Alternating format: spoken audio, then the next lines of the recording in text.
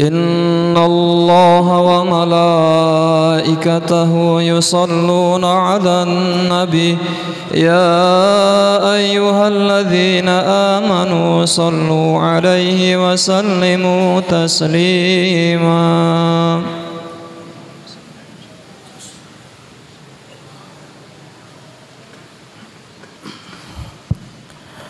Assalamualaikum warahmatullahi wabarakatuh. الله أكبر الله أكبر الله أكبر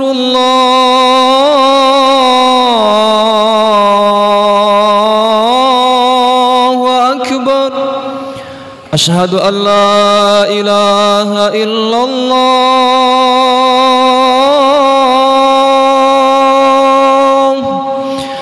أشهد أن لا إله إلا الله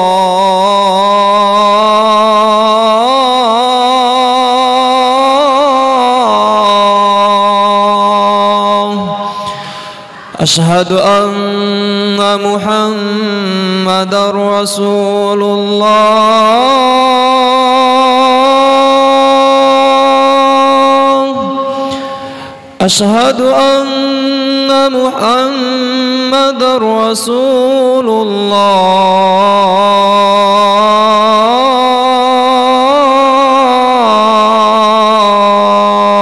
الله حي على الصلاة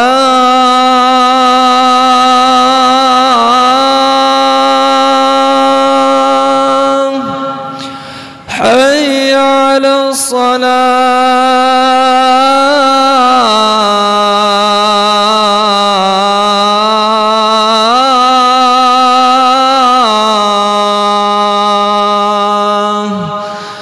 حي على الفلاح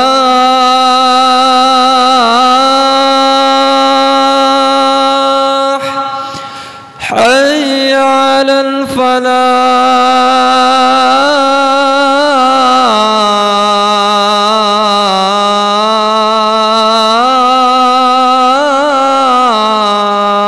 الفلاح. الله أكبر الله أكبر لا إله إلا الله.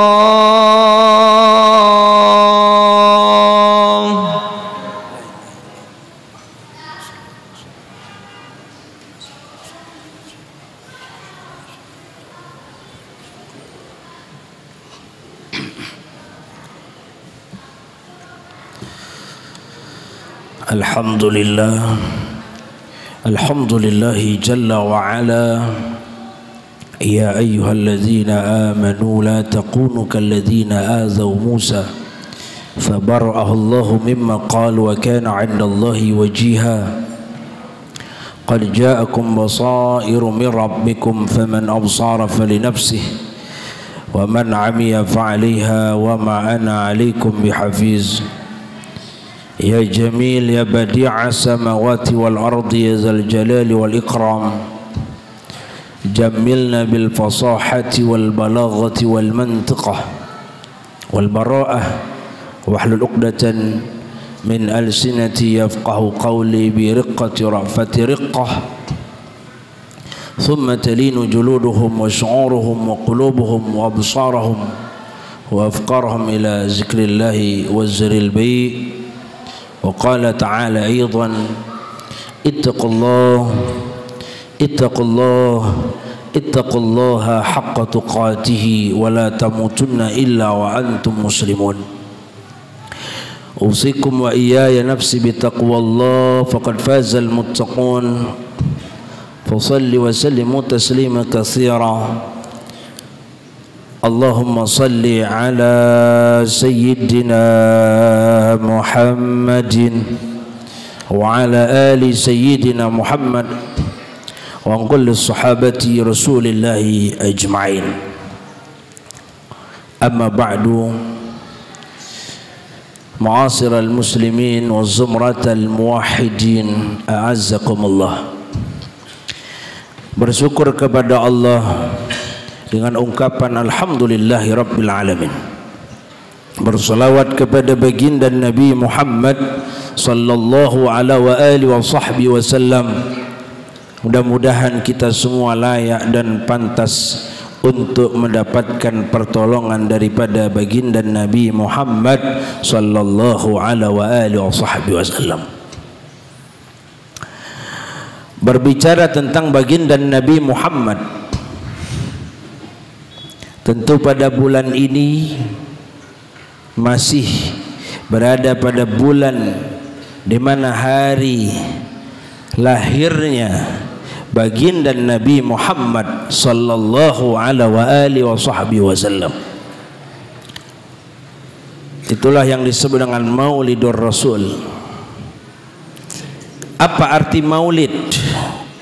Adalah waktu di mana hari lahir baginda Nabi Muhammad. Tapi kalau istilah maulud itu adalah orangnya yang lahir. Jadi ada maulid, ada maulud.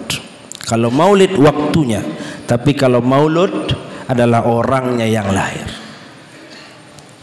Inilah bulan-bulan di mana dilahirkannya Rasulullah.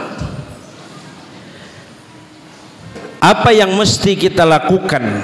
Bagaimana sikap kita akan kelahiran seorang nabi yang ditunggu-tunggu oleh seluruh alam semesta ini?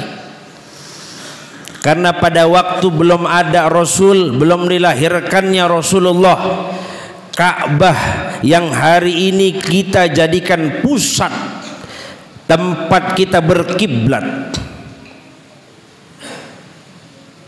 itu adalah tempat sentral kemaksiatan orang-orang jahiliyah. Orang yang ingin berzina itu tempatnya di Ka'bah. Orang yang ingin main judi itu tempatnya di Ka'bah. Karena sudah keterlaluan sikap orang-orang jahiliyah terhadap Ka'bah ini, padahal itu adalah pusat ibadahnya seorang muslim, di mana permintaan Nabi Adam kepada Allah, ya Allah, hari ini aku tinggal di muka bumi, saatnya aku beribadah, tolong berikan aku alat dan sarananya. Kemudian Allah berikan itu Ka'bah kepada Adam dan cucu keturunannya untuk menjadikan pusat peribadatan. Kemudian hancur itu Ka'bah sejak sejarah Nabi Nuh. Kemudian didirikan kembali dengan ayatnya wa idz yarfa'u Ibrahim al-qawaid minal baiti wa Ismail. Didirikan kembali. Jadi adanya Ka'bah itu sudah ada sejak zamannya Nabi Adam. Kemudian didirikan oleh Nabi Ibrahim, bukan sejak zaman Nabi Ibrahim, sudah lama betul. Tapi ketika detik-detik Rasulullah mau dilahirkan, itulah terjadi luar biasa yang dilakukan oleh orang-orang jahiliyah. Kemudian apa yang terjadi? Lahirlah seorang baginda Nabi ini yang disebut dalam hadis innama bu'astu li utammima makarimal akhlaq, untuk memperbaiki akhlak seluruh alam semesta. Wa ma arsalnaka illa rahmatan lil alamin. Tidak ada akhlak yang baik yang kita contoh suri tauladan yang baik yang kita pantas untuk kita contoh seluruhnya. Laqad kana lakum fi Rasulillah uswatun hasanah, kecuali Rasulullah sallallahu alaihi wasallam. Kemudian ada ayat yang luar biasa dalam surah At-Taubah, itu yang paling terakhir yang selalu kita bacakan. Bunyi ayatnya, laqad ja'akum rasulun min anfusikum azizun 'alaihi ma anittum harisun 'alaikum bil mu'minina raufur rahim.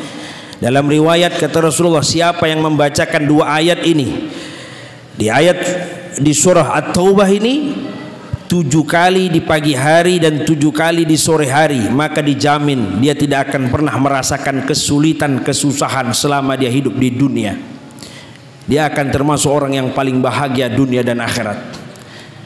Di ayat selanjutnya, fa in tawallu faqul hasbiyallahu la ilaha illa huwa alaihi tawakkaltu wa rabbul arsyil azim. Kenapa? Apa maksud ayatnya? Laqad ja'akum, sesungguhnya aku telah datangkan kepadamu rasul, yaitu baginda Nabi Muhammad SAW, min anfusikum, dari jenis kita, sama dengan kita. Laisa lakal bashar, tapi dia adalah manusia yang istimewa. Assalamun alaik zainal anbiya, azkal azkiya, manusia yang suci dari ujung rambutnya sampai ujung kakinya.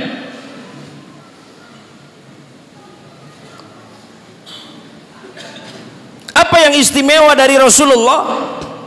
Karena kalau tidak ada Rasulullah, tidak dilahirkan Rasulullah, mungkin sampai hari ini kita akan berada di zaman jahiliyah.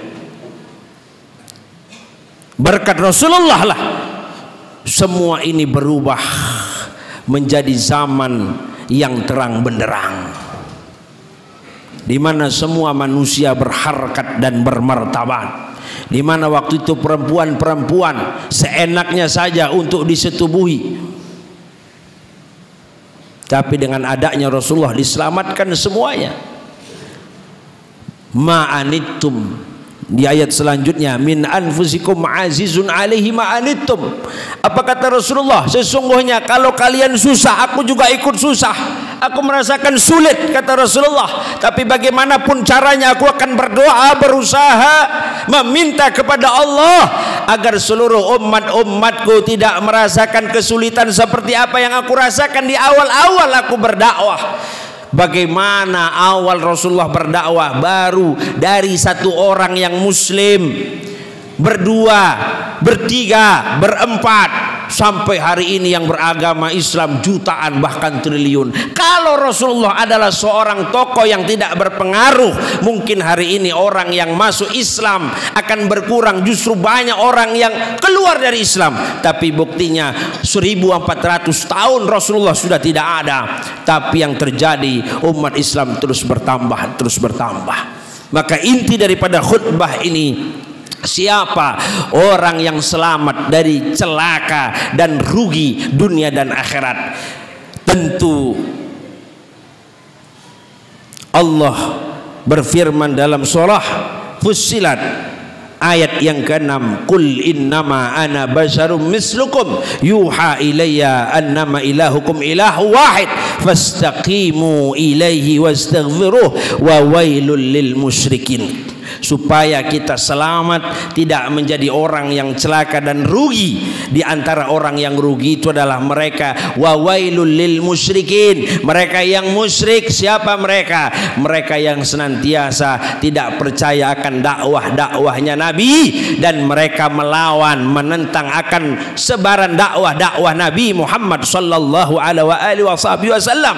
Di antaranya orang yang selamat dari celaka itu, orang yang selamat dari rugi itu adalah mereka yang menyelamatkan 4 hal. Apa itu?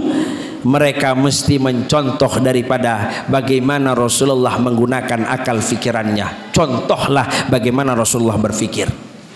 Yang kedua, contohlah bagaimana Rasulullah menggunakan perasaannya. Yang ketiga, contohlah Rasulullah bagaimana Rasulullah berperilaku. Ada 100 perilaku Rasulullah yang wajib kita contoh selama kita hidup di dunia ini. Yang terakhir, contohlah bagaimana Rasulullah berucap. Faman kana yu'minu billahi wal yaumil akhir falyakul khairan aw liyasmut. Cara Rasulullah berkata adalah kalau tidak baik maka lebih baik kita diam. Ucapkanlah perkataan yang baik-baik. Insya Allah dengan 4 hal ini kita mesti harus contoh Rasulullah SAW supaya kita selamat dunia dan akhirat. Wallahu a'lam bissawab. Barakallahu li wa lakum fil Qur'anil azim wa nafa'ani wa iyyakum bima fihi minal ayati wa zikril hakim. Taqabbala minni wa minkum tilawatahu innahu huwas samiul alim fastaghfiruh innahu huwal ghafurur rahim.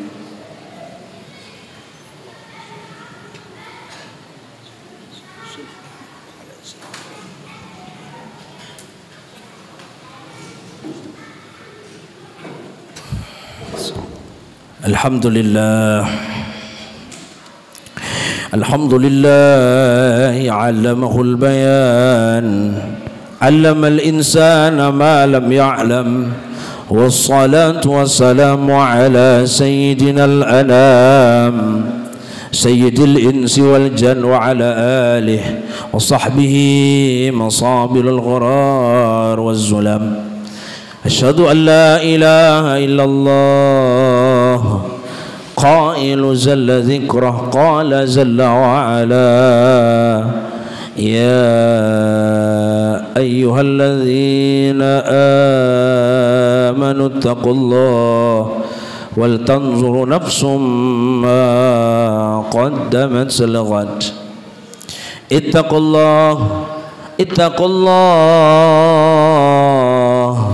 ittaqullaha haqqa tuqatih wa la tamutunna illa wa antum muslimun. Usikum wa iyaya nafsi bitaqwallah faqad fazal muttaqun. وقال تعالى أيضا إن الله وملائكته يصلون على النبي يا أيها الذين آمنوا صلوا عليه وسلموا تسليما. اللهم صل على سيدنا محمد وعلى آل محمد. اللهم ارض عن الخلفاء الراشدين أبي بكر وعمر وعثمان وعلي بن أبي طالب ورضوان الله عليهم ولسائر المسلمين والمسلمات وعن كل الصحابة رسول الله أجمعين. اللهم اغفر للمسلمين والمسلمات والمؤمنين والمؤمنات الأحياء منهم والأموات إنك على كل شيء قدير. Ya Allah ya Rabb, lewat perantara kecintaan kami kepada kekasih-Mu ya Allah, kepada Rasul-Mu ya Allah, baginda Nabi Muhammad sallallahu alaihi wasallam. Mudah-mudahan ya Allah kami senantiasa layak dan pantas untuk mendapatkan pertolongan daripada baginda Nabi Muhammad ya Allah. Ya Allah, kami sadar betul ya Allah ya Rabb, apa yang Engkau ciptakan seluruhnya di bumi dan di langit itu ya Allah, semuanya Engkau ciptakan atas dasar baginda Nabi Muhammad ya Allah, atas dasar nur Rasulullah. Maka kami mohon ya Allah ya Rabb, kami mohon ya Allah agar kami menjadi umat baginda Nabi yang bahagia dunia dan akhirat. Rabbana atina fid dunya hasanah wa fil akhirati hasanah wa qina azaban nar. Walhamdulillahi rabbil alamin. Innallaha ya'muru bil adli wal ihsan wa ita'i dzil qurba wa yanha 'anil fahsya'i wal munkari wal baghi ya'idzukum la'allakum tadhakkarun. Fazkurullaha al-'azima yazkurkum washkuruhu 'ala ni'amihi yazidkum was'alu min fadli yu'tikum wa la dzikrallahi akbar. Aqimus shalah. الله أكبر الله أكبر أشهد أن لا إله إلا الله أشهد أن محمدا رسول الله حي على الصلاة حي على الفلاح قد قامت الصلاة قد قامت الصلاة الله أكبر لا إله إلا الله La ilaha illallah Muhammad Rasulullah. Istawa, tadilu, luruskan dapat safnya. Sawu sufufakum fa inna taswiyata sufuf min tamami shalah. As-salatu jami'a rahimakumullah. Auzubillah. Shalli Allahu akbar. Subhanallah. Wajjah فطر السماوات والأرض حنيفا مسلما وما أنا من المشركين وما أنا من المشركين ولد وسوق محمد شريك له ذلك الله.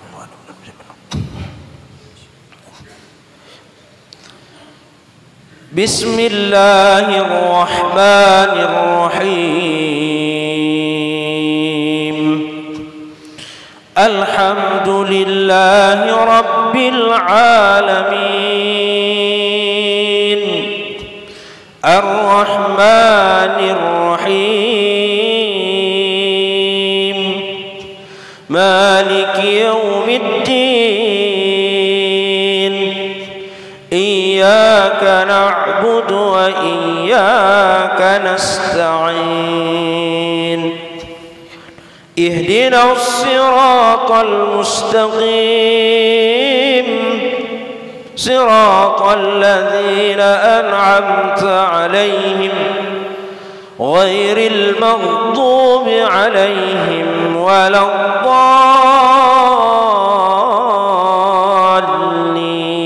الضالين آمين.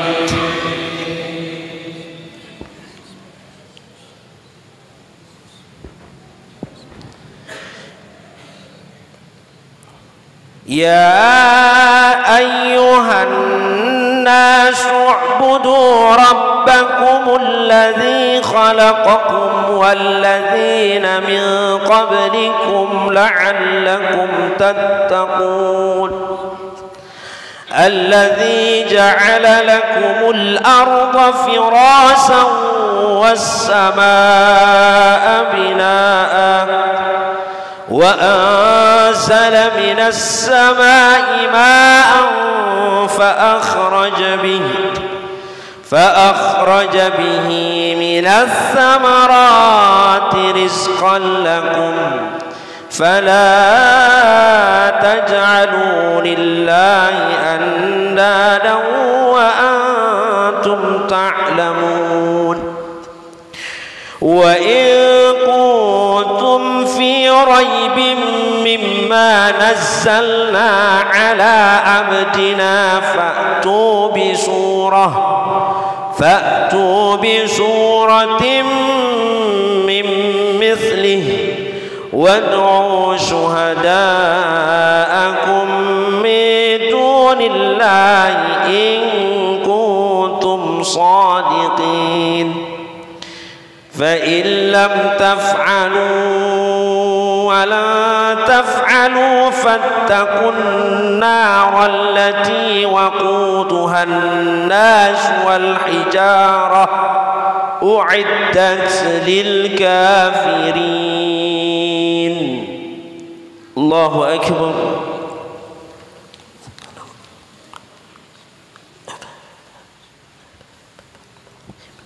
سمع الله لمن حمده.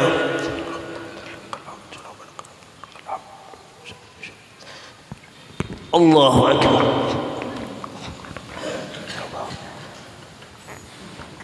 الله أكبر. الله أكبر.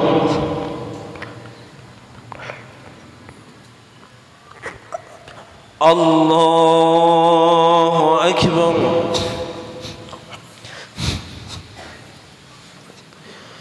بسم الله الرحمن الرحيم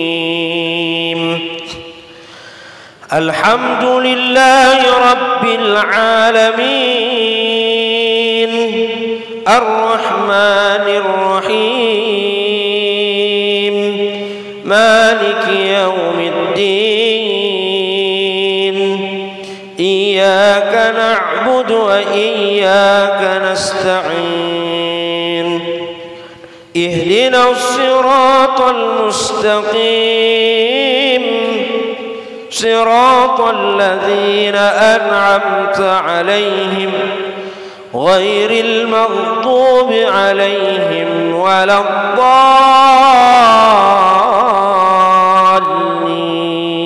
الضالين آمين. وبشر الذين آمنوا وعملوا الصالحات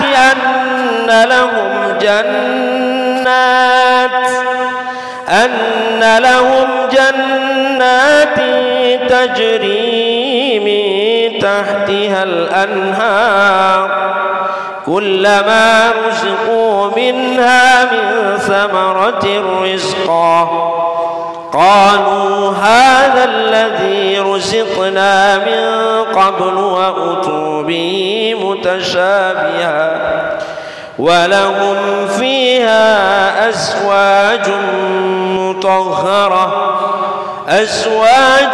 مطهرة وهم فيها خالدون. الله أكبر.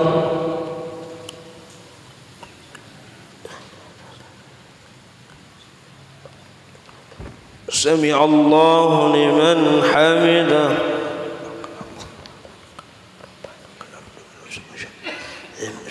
الله أكبر.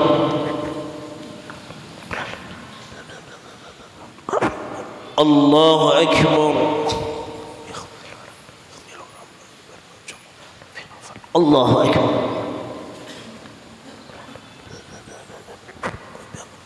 الله أكبر. بركات الصلوات. السلام عليك أيها النبي ورحمة الله وبركاته. صالحين العباد الصالحين.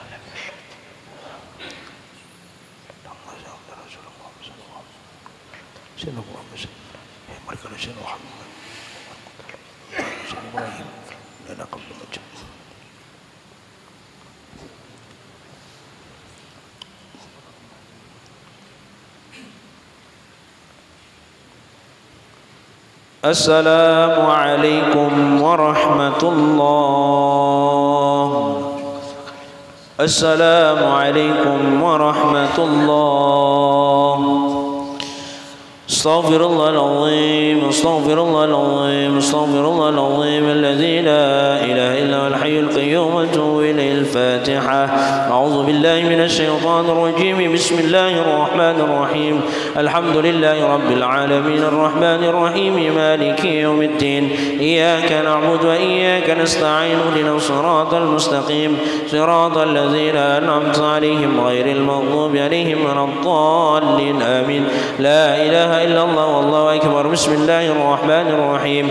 قل هو الله أحد الله الصمد لم يلد ولم يولد ولم يكن له كفوا أحد. بسم الله الرحمن الرحيم. قل هو الله أحد الله الصمد لم يلد ولم يولد ولم يكن له كفوا أحد. بسم الله الرحمن الرحيم. قل هو الله أحد الله الصمد لم يلد ولم يولد ولم يكن له كفوا أحد. لا إله إلا الله والله أكبر. بسم الله الرحمن الرحيم. قل أعوذ برب الفلق من شر ما خلق ومن شر غاسق إذا وقب ومن شر النفاسات في العقد ومن شر حاسد إذا حسد. لا إله إلا الله والله أكبر. بسم الله الرحمن الرحيم. قل أعوذ برب الناس ملك الناس إله الناس من شر الوسواس الخناس الذي يوسوس في صدور الناس من الجنة والناس. بسم الله الرحمن الرحيم. وإلهكم إله واحد لا إله إلا هو الرحمن الرحيم. الله لا إله إلا هو الحي القيوم لا تأخذه سنة ولا نوم له ما في السماوات وما في الأرض. من ذا الذي يشفع عنده إلا بإذنه يعلم ما بين أيديهم وما خلفهم ولا يحيطون بشيء من علمه إلا بما شاء. وسع كرسيه السماوات والأرض ولا يؤوده حفظهما وهو العلي العظيم. استغفر الله العظيم استغفر الله العظيم استغفر الله العظيم. إن الله غفور رحيم. أعوذ بالله من الشيطان الرجيم. بسم الله الرحمن الرحيم. الحمد لله رب العالمين حمدا النائمين حمدا شاكرين حمدا يوافي نعمه ويكافئ مزيده. يا الله يا الله يا ربنا لك الحمد ولك الشكر كما ينبغي لجلال وجهك الكريم ولعظيم سلطانك. اللهم صل وسلم وبارك على سيدنا محمد في الأولين الأولين والآخرين. اللهم اغفر لنا ذنوبنا ولوالدينا وارحمهم كما ربونا صغارا، ولأساتذتنا ولمعلمنا ولجميع المسلمين والمسلمات والمؤمنين والمؤمنات الأحياء منهم والأموات إنك على كل شيء قدير. اللهم إنا نتوسل إليك بجاه محمد صلى الله عليه وآله وصحبه وسلم أن تفرج كروبنا، أن تيسر أمورنا، أن تكثر أرزقنا، أن تكفر سيئاتنا يا الله. أنزل الرحمة والبركة والنعمة والسعادة في الدنيا والآخرة، والمغفرة والاستقامة والمحبة بيننا والمودة والسكينة خصوصا إلينا يا الله، إلى هذه الجماعة بكرامتي وبفضيلة سيد الأيام بجودك وبكرامك أجمعين. ربنا ظلمنا أنفسنا وإن لم تغفر لنا وترحمنا لنكونن من الخاسرين. ربنا آتنا في الدنيا حسنة وفي الآخرة حسنة وقنا عذاب النار. صلى الله على سيدنا محمد وعلى آله وصحبه وسلم. سبحان ربك رب العزة عما يصفون وسلام على المرسلين والحمد لله رب العالمين.